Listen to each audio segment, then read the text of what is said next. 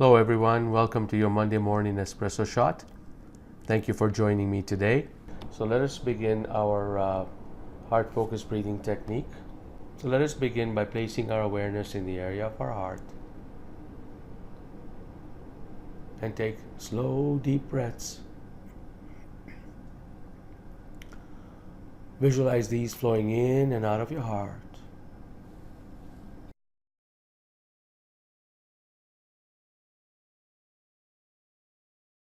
Breathing a little slower, a little gentler than you normally would.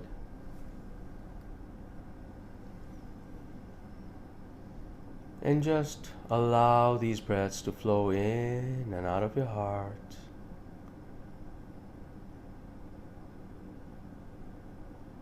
And allowing this to flow symmetrically, which means that if you take 5 seconds to take deep breaths, then you take 5 seconds to exhale. And continue this process.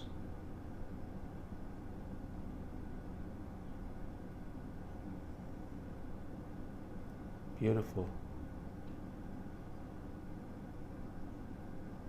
Wonderful. And draw these deep breaths in, but draw them gentle. It's almost like these breaths are caressing you, caressing your body. And it's that nurturing sense that you want to feel. It's almost like you hugging yourself with these breaths. Slow, deep breaths. Visualize these flowing in and out of your heart.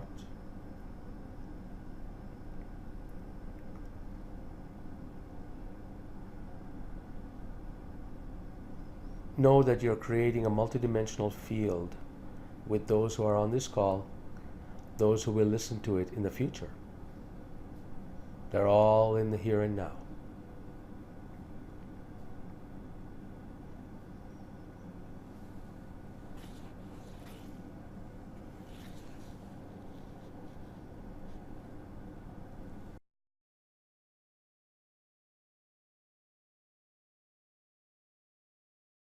Continue this breathing technique while I'm going through the I didn't know that moment. So breathe gently into your heart. Draw these breaths in and out. And continue to breathe very deeply and gently. And while we are doing this next segment of I didn't know that moment, did you know that with every breath you take, whether you are consciously aware of it or not, that your body is actually connecting with nature? And if you are connecting with everything around you, there's a reason for that. When you feel amazing when you go to the forest and you feel the energy of nature, there's a reason for that. You see, within the earth and around surrounding us in the atmosphere, between us and the ionosphere, which is the first level of atmosphere, there's frequencies that are bounced around. These are standing wave frequencies, and these frequencies are the same frequencies as our brain waves, as our heart rhythm frequencies. So you see, nature in itself has housed us in such a way that there are vibrations out there that align with the vibrations in our heart and in our brains. And so if there is a disaster, a natural disaster, that is why we cry out in pain. Those of us who are very sensitive cry out in pain.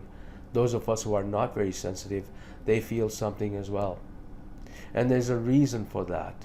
Is because there's no separation between us and the natural world out there.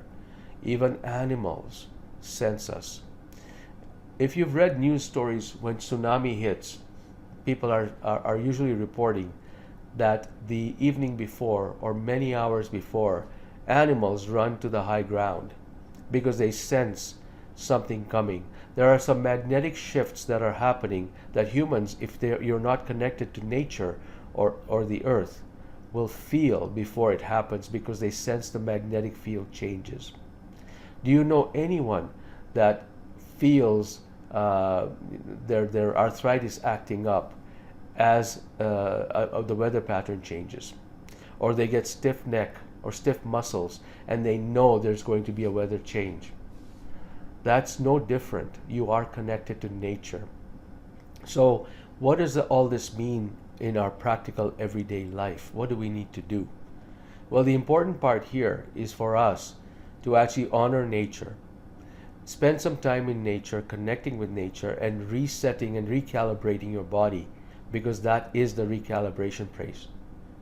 And then you do these techniques that I'm about to show you, the heart, the quick coherence technique.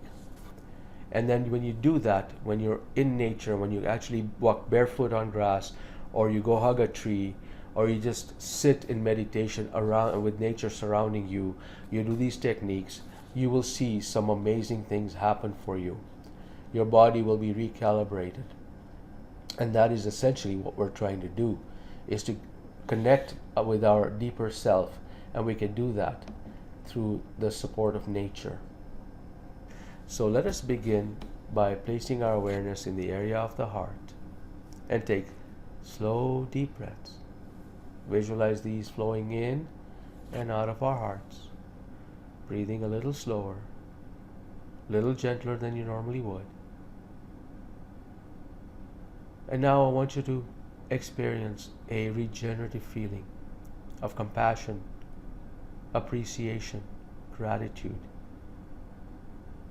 Now this 3-step technique, as you're taking these slow, deep breaths in, I want you to use it this week, somewhere in nature.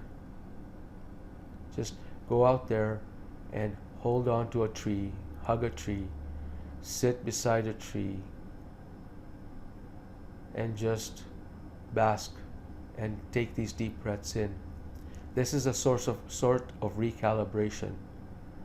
Trees have roots that connect to other trees, and this goes across the globe. There is not a tree that is not connecting to another tree halfway around the world through roots, the network of roots. So when you touch a tree, you are connecting to the entire globe. And so when you take these slow, deep breaths and visualize these flowing in and out of your heart, you are actually recalibrating your body to the rhythm of nature.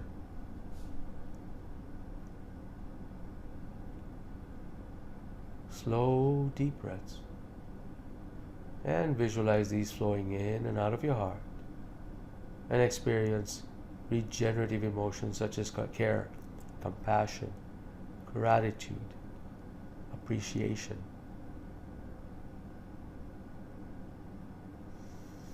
Beautiful. Beautiful. Continue this breathing technique while we move on to the next phase of our Q&A. If you need to leave, please do so. I won't feel bad. You can catch a replay of the Q&A.